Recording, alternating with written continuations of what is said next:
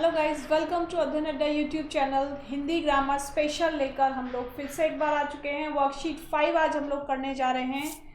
बहुत important questions की series चल रही है, तो आप लोग इसे मिस मत कीजिए। क्यों? क्योंकि इससे बाहर कुछ आने वाला नहीं है। जो भी टॉपिक आज तक करा दिए गए हैं उसी से रिलेटेड एक एक लाइन से क्वेश्चन लिया गया है, इसीलिए यहाँ लिखा हुआ है कि इससे बाहर कुछ नहीं आएगा, और वाकई इससे बाहर कुछ नहीं आएगा। आप लोग केवल इस सीरीज को कीजिए और फिर देखिए कि आप लोगों की प्रिपरेशन कितनी फटाफट और कितने अच्छे से होती है। चले आज के क्वेश्चंस की तरफ।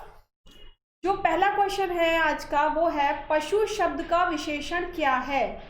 बताइए, पशु शब्द का विशेषण क्या होगा? पाश्विक होगा, पशुत्व होगा, पशुपति होगा या पशुता होगा? क्या होगा? इसका ऑप्शन है ऑप्शन ए। पशु शब्द का विशेषण क्या है? पशु शब्द का विशेषण है पाश्विक। क्वेश्चन नंबर 2 है, निम्नलिखित में से कौन सा शब्द विशेषण है? बताइए कौन सा शब्द विशेषण है? सौंदर्य, बेकारी, वृक्ष या फुफेरा? इनमें से तो कोई भी विशेषण शब्द नहीं है, तो केवल क्या बचता है विशेषण शब्द? फुफेरा। भाई, फुफेरा, बेटा, ऐसे करके बोलते हैं ना, तो संज्ञा से पहले जो शब्द लगाए जाते हैं उनको हम विशेषण कहते हैं। वही तो उसकी संज्ञा की विशेषता बता रहे हैं। तो ये जो फुफेरा शब्द है ये संज्ञा से पहले प्रयोग किया जाता है। ठीक है, जैसे लिखेंगे हम फुफेरा भाई, ठीक है, या फुफेरा बेटा। ठीक है, तो ये तो हो गया हमारी संज्ञा, और इससे पहले जो शब्द लगाया जा रहा है वो उसकी विशेषता बता रहा है, इसीलिए वो हो गया विशेषण शब्द। तो ऑप्शन क्या हो जाएगा? ऑप्शन हो जाएगा डी। चलिए आगे। प्रिय विशेषण के साथ प्रयुक्त होने वाली संज्ञा नहीं है, यानी ये जो प्रिय है ये विशेषण है, इसमें से कौन सी ऐसी संज्ञा है जो इसके साथ प्रयोग नहीं होगी? प्रिय विषय हो सकता है, प्रिय कवि हो सकता है, प्रिय मित्र हो सकता है, प्रिय बैरी। बैरी कैसे प्रिय हो सकता है? बैरी तो प्रिय, बैरी मतलब होता है दुश्मन, तो दुश्मन तो प्रिय हो ही नहीं सकता है ना। तो क्या हो जाएगा आंसर? इसका डी हो जाएगा। ठीक है, नेक्स्ट देखिए, किस वाक्य में अच्छा शब्द का प्रयोग विशेषण के रूप में हुआ है? यानी ये जो अच्छा शब्द है, अच्छा, विशेषण की तरह कहाँ प्रयोग हुआ है? कौन से वाक्य में प्रयोग हुआ है? तुमने अच्छा किया जो आ गए, यह स्थान बहुत अच्छा है, अच्छा तुम घर जाओ, अच्छा है यह अभी आ जाए। बताइए इनमें से कौन से शब्द में अच्छा को विशेषण की तरह प्रयोग किया? देखिए पहले वाक्य में तो बिल्कुल भी नहीं है। क्या कह रहा है पहले वाक्य में? तुमने अच्छा किया, यानी अच्छी बात हो गई अगर तुम आ गए, तो यहाँ तो विशेषण के रूप में प्रयोग हुआ ही नहीं है।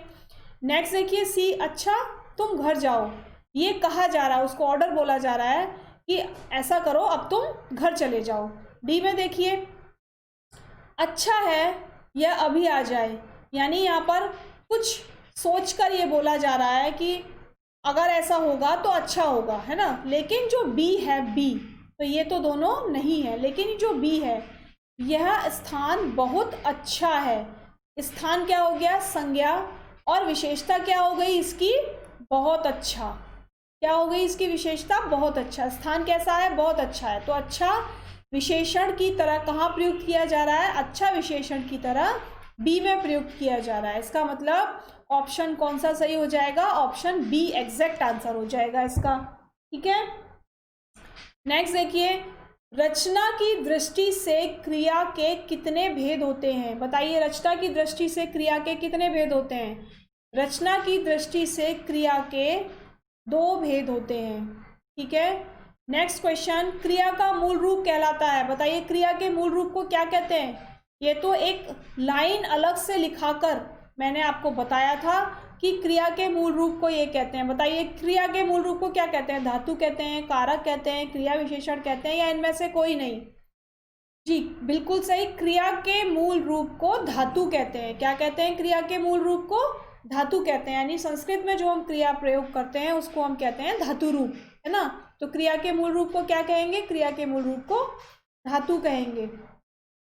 ठीक है, नेक्स्ट देखिए, निम्न क्रियाओं में से कौन सी क्रिया अनुकरणात्मक नहीं है? अनुकरणात्मक नहीं है। फड़फड़ाना, मिमियाना, हिनहिनाना या झुठलाना, यानी कौन सी क्रिया अनुकरण के द्वारा नहीं हो रही, किसी चीज, अनुकरणात्मक मतलब अनुकरण के द्वारा नहीं हो रही, किसी का अनुकरण करके नहीं हो रही। तो कौन सी क्रिया है वो? फड़फड़ाना है, मिमियाना है, हिनहिनाना है या झुठलाना है? बताइए कौन सी क्रिया है? वो है झुठलाना, किसी को झूठा बताना, है ना। अपने सामने कोई ऐसी बात बोलना कि सामने वाला अगर सच भी बोल रहा है तो हम उससे कहेंगे कि वो झूठ बोल रहा है, तो क्या हो जाता है? ये झुठलाना। तो ये अनुकरणात्मक क्रिया नहीं है, ठीक है। नेक्स्ट क्वेश्चन, निम्नलिखित वाक्यों में से कौन सा ऐसा वाक्य है जिसकी क्रिया कर्ता के लिंग के अनुसार ठीक नहीं है? यानी 4 वाक्य हमें यहाँ पर दिए हुए हैं, वहाँ पर हमें ऐसा एक वाक्य ढूंढना है जहाँ पर जो क्रिया है वो कर्ता के लिंग के अनुसार नहीं लगी हुई है, कुछ अलग लगी हुई है। देख लेते हैं। राम आता है, ठीक है, बिल्कुल। घोड़ा दौड़ता है, ये भी बिल्कुल ठीक है, क्योंकि यहाँ पर राम पुल्लिंग है तो क्रिया भी पुल्लिंग की तरफ लगी हुई है। घोड़ा पुल्लिंग है तो यहाँ पर भी दौड़ता पुल्लिंग है। लड़की स्त्रीलिंग है तो जाती है तो स्त्रीलिंग हो गया क्रिया। लेकिन यहाँ क्या है? देखिए यहाँ पर हाथी सोती है, तो हाथी सोती है, कुछ अजीब लग रहा है ना। यहाँ पर हाथी क्या है? पुल्लिंग है, लेकिन सोती क्या है? स्त्रीलिंग है। ये क्या है? पुल्लिंग है ना। और ये क्या हुआ? क्रिया स्त्रीलिंग में हो गई, तो ये कैसा हो गया? ये हमारा रॉन्ग हो गया, ठीक है। तो ऑप्शन कौन सा राइट हो जाएगा? नहीं है के हिसाब से ये वाला ऑप्शन हमारा राइट हो जाएगा, ये हमारे नहीं होंगे, ठीक है। नेक्स्ट देखिए, काम का नाम बताने वाले शब्द को क्या कहते हैं? बताइए जल्दी से। काम का नाम बताने वाले शब्द को, काम क्या है? इंग्लिश में बोलते हैं वर्क और डूइंग वर्ड्स, तो हिंदी में क्या बोलते हैं उसको? कार्य। और क्या कहते हैं उसको? संज्ञा कहते हैं, सर्वनाम कहते हैं, क्रिया कहते हैं या क्रिया विशेषण कहते हैं? बताइए क्या कहते हैं? जो काम का नाम बताने वाले शब्द होते हैं उनको कहते हैं क्रिया, ठीक है। क्रिया मतलब होता है कर्म, कर्म मतलब काम, या हम कह सकते हैं कार्य। कर्म से तो आप वहाँ पहुँच जाएंगे, कर्ता कारक में पहुँच जाएंगे, ठीक है, तो हम इसको कार्य कह सकते हैं। तो ऑप्शन सही कौन सा हो जाएगा? सी हो जाएगा, क्रिया। अब नेक्स्ट क्वेश्चन देखिए, मैं खाना खा चुका हूँ। इस वाक्य में भूतकालिक भेद इंगित कीजिए। कौन सा भूतकाल है इसमें? ये बताइए। ये तो समझ में आ गया कि ये भूतकाल है, ठीक है, ये तो समझ में आ गया कि ये भूतकाल है, लेकिन कौन सा भूतकाल है? सामान्य भूतकाल है, पूर्ण भूतकाल है, संदिग्ध भूतकाल है या आसन्न भूतकाल है? भाई सामान्य भूतकाल है में क्या होता है? सामान्य भूतकाल है में था थी थे यूज करते थे, है ना। पूर्ण भूतकाल में काम बहुत पहले हो चुका है, यानी आज नहीं हुआ काम, काम बहुत पहले हो चुका था, खत्म हो चुका था, तो वो पूर्ण भूतकाल हो गया। संदिग्ध भूतकाल का मतलब होता है कि काम पास्ट में चल रहा था, अभी खत्म हुआ है कि नहीं मालूम नहीं। लेकिन आसन्न भूतकाल क्या है? आसन्न भूतकाल को ऐसे याद रखेंगे, आसन्न और आसपास, ठीक है, आसन्न और आसपास, यानी जो हमारा काम है वो अभी आसपास ही खत्म हुआ है, हो तो चुका है खत्म। देखिए हूँ लगा हुआ है ना, चुका हूँ, इसका मतलब खत्म तो हो चुका है, लेकिन क्योंकि खत्म हो गया वो पास्ट में पहुंच गया। लेकिन कब खत्म हुआ? अभी अभी खत्म हो चुका है, यानी मैं खाना खा चुका हूँ, मैंने अभी अभी खाना खाया है। तो बात तो हो गई पास्ट की, भूतकाल की, लेकिन कौन से भूतकाल की होगी? आसन्न। आसन्न का मतलब हो गया आसपास, यानी कुछ देर पहले का समय। तो कैसी कौन सी भूतकालिक भेद हो गया? ये आसन्न भूतकाल हो गया, ठीक है। नेक्स्ट देखिए, किस वाक्य में क्रिया वर्तमान काल में है? बताइए किस वाक्य में है क्रिया? उसने फल खा लिए थे, यहाँ पर थे यूज हो गया, तो ये नहीं है। मैं तुम्हारा पत्र पढ़ रहा हूँ, अचानक बिजली कौंध उठी, कल ये आने वाले थे, ठीक है। तो ये जो थे वाले थे ये तो हम पहले ही काट देंगे। अब हमारे पास दो वाक्य बचे हैं, अचानक बिजली कौंध उठी और मैं तुम्हारा पत्र पढ़ रहा हूँ। तो इनमें से कौन सा कार्य वर्तमान काल में हो रहा है? बताइए कौन सा कार्य वर्तमान काल में हो रहा है? अचानक बिजली कौंध उठी ना, उठ चुकी है बिजली, मतलब बिजली चमक चुकी है, लेकिन वो यहाँ पर देखिए बी में देखिए क्या हो रहा है, मैं तुम्हारा पत्र पढ़ रहा हूँ, वो अभी भी वर्तमान में पत्र को पढ़ रहा है। इसका मतलब राइट ऑप्शन कौन सा है? राइट ऑप्शन है बी। कौन सा काल है ये? वर्तमान काल क्रिया है कि मैं तुम्हारा पत्र अभी भी पढ़ रहा हूँ, वर्तमान में भी पढ़ रहा हूँ। ठीक है, नेक्स्ट देखिए, चिड़िया आकाश में उड़ रही है। इस वाक्य में उड़ रही किस प्रकार की क्रिया है? बताइए किस प्रकार की क्रिया है? अकर्मक है, सकर्मक है, समापिका है या असमापिका है? बताइए किस प्रकार की क्रिया है? जो क्रिया इसमें यूज हो रही है, एक बात अगर हम करें, अगर हमारे पास दो ऑप्शन होते कि अकर्मक या सकर्मक, तो हम कहते हैं अकर्मक। क्यों? क्योंकि चिड़िया आकाश में उड़ रही है, लेकिन आकाश पे इसका कोई फर्क नहीं पड़ रहा, चिड़िया पे इसका कोई फर्क नहीं पड़ रहा। दूसरा, इसमें कोई कर्म नहीं हो रहा। ठीक है, केवल वो उड़ रही है, नॉर्मल उड़ रही है। लेकिन समापिका और असमापिका भी क्योंकि साथ में दिए हुए हैं, तो हम इसमें यहाँ लगाएंगे असमापिका, यानी खत्म होने वाला कार्य नहीं है। आकाश में वो उड़ रही है और वो उड़े जा रही है। ठीक है, तो कार्य समापन की ओर नहीं है, नहीं है ना, कंटिन्यू उड़ रही है, और कब तक उड़ेगी हमें नहीं मालूम। तो हम क्या कहेंगे यहाँ पर? जो हमारा ऑप्शन है वो ऑप्शन डी हमारा राइट है, असमापिका। ठीक है, चलिए आगे। किस वाक्य में क्रिया सामान्य भूतकाल में है? सामान्य भूतकाल मतलब क्या बताया था? सामान्य भूतकाल का मतलब कि काम बहुत पहले खत्म, बिल्कुल खत्म हो चुका था, है ना, अब कोई आशा नहीं है कि काम बचा होगा। ठीक है, किस वाक्य में? देखिए, उसने पुस्तक पढ़ी, उसने पुस्तक पढ़ी है, उसने पुस्तक पढ़ी होगी, तो पढ़ी है और पढ़ी होगी को तो कट कर दीजिए। अब यहाँ देखिए, दो वाक्य हमारे पास बचे, उसने पुस्तक पढ़ी और उसने पुस्तक पढ़ी थी। दोनों वाक्य हमारे सामान्य भूतकाल में ही हैं, लेकिन जो इन दोनों में से भी राइट होगा वो होगा ये वाला, कि सामान्य भूतकाल में काम बहुत पहले हो गया, है ना, लेकिन यहाँ पर क्या हो गया? पढ़ी थी, यहाँ पर थी यूज हो गया और यहाँ पर है पढ़ी। तो हम कौन से ऑप्शन पर राइट लगाएंगे? हम ऑप्शन ए पर राइट लगाएंगे, उसने पुस्तक पढ़ी। नेक्स्ट देखिए, निम्नलिखित में से किस वाक्य में अकर्मक क्रिया है? किस वाक्य में है? गेहूं पिस रहा है। अगर हम गेहूं को पीसेंगे तो वो पिस जाएगा और क्या बन जाएगा? आटा बन जाएगा, आटा। ठीक है, और मैं बालक को जगवाता हूँ, मदन गोपाल को हंसा रहा है, राम पत्र लिखता है।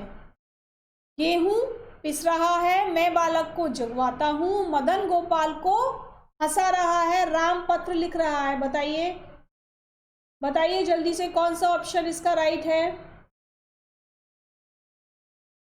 जल्दी से बताइए, किस में अकर्मक क्रिया है? जल्दी बताइए, किस में है अकर्मक क्रिया? भाई जो ऑप्शन ए है वो अकर्मक क्रिया है, गेहूं पिस रहा है, लेकिन इसमें कोई कर्म नहीं है। दिखाई दे रहा है आपको कर्म? नहीं दिखाई दे रहा, बाकी सब में आपको कर्म दिखाई दे रहा है। राम पत्र लिख रहा है, राम क्या लिख रहा है? पत्र लिख रहा है। मैं किसको जगा रहा हूँ? बालक को जगा रहा हूँ। मदन किसको हंसा रहा है? गोपाल को हंसा रहा है, लेकिन गेहूं के साथ कोई कर्म नहीं है, इसीलिए ये कैसी क्रिया हो जाएगी? ये अकर्मक क्रिया हो जाएगी। तो हमारा राइट आंसर कौन सा हो जाएगा? ए हो जाएगा। ठीक है, नेक्स्ट देखिए, सामान्य वर्तमान काल का उदाहरण क्या है? सामान्य वर्तमान काल का उदाहरण वाक्य पढ़ते हैं एक बार। सीता बाजार जाती होगी, होगी कट देंगे देखते ही। रमेश ने समाचार पत्र पढ़ा, यानी पढ़ लिया, ये भी खत्म हो जाएगा। वर्षा हो रही थी, पास्ट में चला गया, ये भी खत्म हो गया। क्या बच गया? केवल वह कलकत्ता जाता है। क्या बच गया हमारे पास? वह कलकत्ता जाता है, बच गया ना। तो कौन सा ऑप्शन हो जाएगा राइट? डी ऑप्शन हो जाएगा। ठीक है, नेक्स्ट देखिए, निम्नलिखित में से किस वाक्य में अकर्मक क्रिया है? देखिए किस में अकर्मक क्रिया है? श्याम भात खाता है, तो श्याम किसको खाता है? भात को खाता है ना, तो ये अकर्मक क्रिया नहीं हो गई।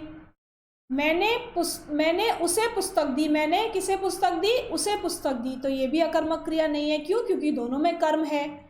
नेक्स्ट देखिए, उसकी कमीज है, किसकी कमीज है? उसकी कमीज है, और ज्योति रोती है। इन दोनों में से बताइए कौन सा ऑप्शन होगा?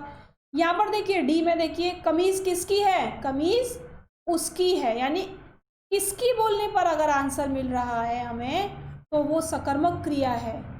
ठीक है, किसकी बोलने पर अगर आंसर मिल रहा है या किसको बोलने पर अगर आंसर मिल रहा है तो वो कैसी क्रिया है, वो सकर्मक क्रिया है। दूसरा, हम कर्म देख लेते हैं। अगर हमारे पास वाक्य में कर्ता के साथ कर्म भी मौजूद है, ठीक है, अगर वाक्य में कर्ता के साथ कर्म भी मौजूद है तो हम क्या कहेंगे, वो सकर्मक क्रिया है। अब जो हमारा बी ऑप्शन है वहां पर आपको कहीं कर्म दिखाई दे रहा है, कहीं कर्म नहीं दिखाई दे रहा, तो जो ज्योति का रोना है यानी जो क्रिया का फल गिरेगा वो किस पे गिरेगा, वो कर्ता पर ही गिरेगा, है ना। इसका मतलब रोएगा कौन, ज्योति रोएगी, किसी और पे फर्क पड़ेगा, नहीं फर्क पड़ेगा। तो क्रिया का फल सीधा किस पर पड़ेगा, ज्योति पर पड़ेगा। दूसरा शब्दों में अगर हम कहें तो इसमें कर्म नहीं है, तो इसीलिए हमारा ऑप्शन बी राइट आंसर हो जाएगा। समझ में आया कैसे ढूंढेंगे सकर्मक और अकर्मक क्रिया।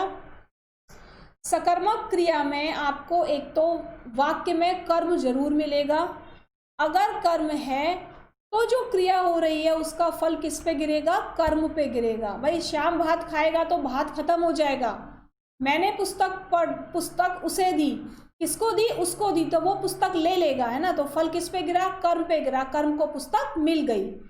और डी ऑप्शन में क्या था, उसकी कमीज है, किसकी कमीज है, उसकी कमीज है, ठीक है। लेकिन जो बी ऑप्शन है ज्योति रोती है, यहाँ पर ना तो कोई कर्म है और ना ही क्रिया का फल कर्म पे गिरेगा, क्रिया का फल किस पे गिरेगा, सीधे कर्ता पे गिरेगा। तो जिस वाक्य में क्रिया का फल सीधे कर्ता पे गिरता है वो अकर्मक क्रिया होती है। ठीक है, चलिए नेक्स्ट क्वेश्चन। निम्नलिखित में विकारी शब्द कौन से हैं। पहले तो बताइए विकारी अविकारी, बहुत बार बताया है कि विकारी शब्द क्या होते हैं, अविकारी शब्द क्या होते हैं। विकारी शब्द वे शब्द होते हैं जो संज्ञा सर्वनाम लिंग वचन के आधार पर अपना रूप परिवर्तित कर लेते हैं, और अविकारी शब्द वे शब्द होते हैं जो लिंग वचन के आधार पर अपना रूप परिवर्तित नहीं करते।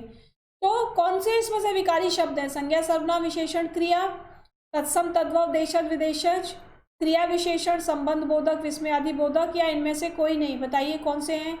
तो देखिए संज्ञा सर्वनाम विशेषण और क्रिया ये ऐसे शब्द होते हैं जो लिंग वचन के आधार पर अपना रूप परिवर्तित कर लेते हैं, इसीलिए इनको हम विकारी शब्द कहते हैं। ठीक है, नेक्स्ट क्वेश्चन है अविकारी शब्द। अविकारी शब्द क्या होता है, बताइए अविकारी शब्द क्या होता है, जो अपने आप को चेंज नहीं करते।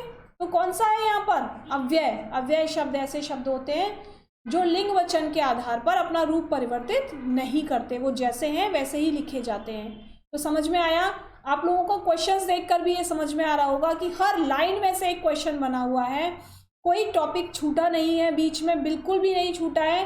तो अगर आप लोग केवल ये क्वेश्चंस भी करेंगे, थ्योरी नहीं पढ़ेंगे, तो भी आपका हिंदी का पेपर 100% कंप्लीट हो जाएगा, कोई प्रॉब्लम नहीं आएगी। आपको थ्योरी पढ़ने की भी ज़रूरत नहीं है। क्यों, क्योंकि यहाँ हर लाइन में से एक क्वेश्चन बनाया हुआ है, हर लाइन में से एक क्वेश्चन बनाया हुआ है। ठीक है, नेक्स्ट देखिए, निम्नलिखित शब्दों में से कौन सा शब्द क्रिया विशेषण है। बताइए कौन सा शब्द क्रिया विशेषण। क्रिया विशेषण मतलब क्रिया की विशेषता बताने वाला। बताइए, सूर्योदय है, नहीं है, नीला है, नहीं है, विगत है, नहीं है, लेकिन जो धीरे धीरे है, कैसे बोलेंगे, घोड़ा।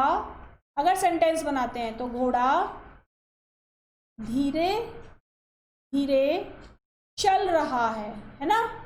तो देखिए चल रहा है क्या हो गया, क्रिया, और कैसे चल रहा है, धीरे धीरे। तो किसकी विशेषता बताई इसने, क्रिया की विशेषता बताई। और क्रिया की विशेषता बताने वाले शब्द कौन से होते हैं, वो क्रिया विशेषण होते हैं। तो हम इसी से अंदाजा लगा सकते हैं कि इन चारों में से कौन सा शब्द क्रिया विशेषण है, धीरे धीरे। Option D is right answer. अव्यय के कितने भेद होते हैं, बताइए अव्यय के कितने भेद होते हैं। अव्यय के 4 भेद होते हैं। ठीक है, नेक्स्ट क्वेश्चन, किस एक वाक्य में क्रिया विशेषण प्रयुक्त हुआ है। बताइए किस एक वाक्य में क्रिया विशेषण प्रयुक्त हुआ है। वह धीरे से बोलता है, वह काला कुत्ता है, रमेश तेज धावक है, सत्यवाणी सुंदर होती है। बताइए किस ऑप्शन में है, बताइए। देखिए ऑप्शन ए, वह धीरे से बोलता है। बोलता क्या है, क्रिया। क्या है बोलता, क्रिया। और कैसे बोलता है, धीरे से बोलता है।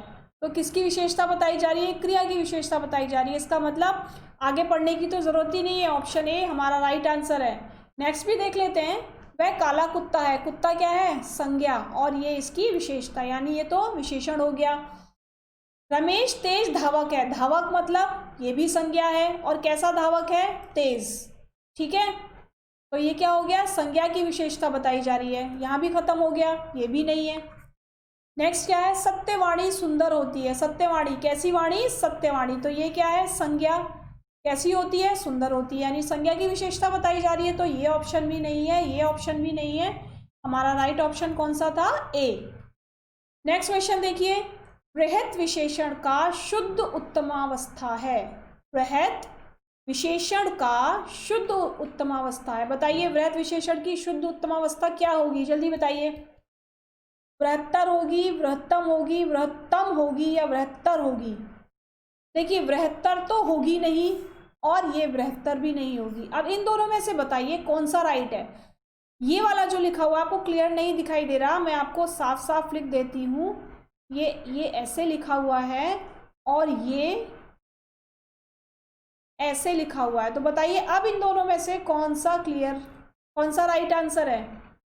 राइट आंसर है ऑप्शन सी, जहां पर आधा ता और पूरा ता आएगा वो वाला ऑप्शन राइट करना, ये वाला ऑप्शन रॉन्ग होगा। ठीक है, बृहत्तम बृहत्तम तो दोनों लिखे हुए हैं, लेकिन जहां पर एक बार आधा ता और एक बार पूरा ता लिखा हुआ है वो वाला ऑप्शन हमारा राइट है। तो कौन सा आंसर हो जाएगा 82 का, आंसर नंबर सी। ठीक है, चलिए नेक्स्ट क्वेश्चन, घनिष्ठ की शुद्ध उत्तरावस्था है। उत्तरावस्था और उत्तमावस्था समझ रहे हैं, समझ रहे हैं, उत्तरावस्था और उत्तमावस्था। उत्तरावस्था क्या थी, एक तो हमने सुपरलेटिव डिग्री पढ़ा था, कंपैरेटिव डिग्री पढ़ा था इंग्लिश में, और पॉजिटिव डिग्री। तो ये जो हमारा है ये कंपैरेटिव डिग्री है। ठीक है, कंपैरेटिव डिग्री, कंपैरेटिव डिग्री में क्या लगाते हैं, क्या लगाते हैं बताइए, और सुपरलेटिव डिग्री में क्या लगाते थे, तम, अम। ठीक है, तो यहाँ पर क्या है, कंपैरिजन हो रहा है, दो चीज़ों के बीच में कंपैरिजन हो रहा है। तो यहाँ पर बताइए घनिष्ठ की शुद्ध उत्तरावस्था क्या होगी, जल्दी से बताइए क्या होगी, क्या होगी, घनिष्ठतर होगी, घनिष्ठतम होगी, घनिष्ठतर होगी, या घनिष्ठतम होगी, जल्दी बताइए। देखिए ये और ये तो बिल्कुल भी नहीं है, क्यों, क्योंकि ये उत्तमावस्था में है। ठीक है, अब घनिष्ठतर है या घनिष्ठतर है, शब्द को देखिए, लास्ट में क्या है, ठ, और यहाँ पर क्या है, ट, यहाँ पर क्या है, ठ। इसका मतलब ये नहीं है। क्या बच गया, ऑप्शन सी बच गया, घनिष्ठ तर। घनिष्ठ में क्या लगा देंगे, तर लगा देंगे उत्तरावस्था में। अगर उत्तमावस्था पूछा जाता तो लिखते घनिष्ठतम।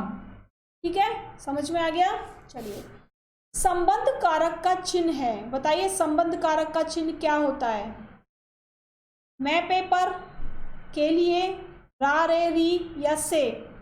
कारक चिन्ह अगर याद किया है तो 1 सेकंड में आंसर आएगा कि संबंध कारक का चिन्ह होता है रा, री, रे। बताया था ना, का, की, के, रा, री, रे और मा, मी, में। ठीक है, तो क्या हो गया संबंध कारक का चिन्ह, संबंध कारक का चिन्ह हो गया रा, री, रे। मैं पेपर किसका है, मैं पेपर किसका है बताइए। कर्ता ने कर्म को करण से के द्वारा, अधिकरण मैं पेपर, अधिकरण किसका है, मैं पेपर किसका चिन्ह है, अधिकरण का है। ठीक है, संप्रदान के लिए, ये संप्रदान है, ये अधिकरण है, ये संप्रदान है,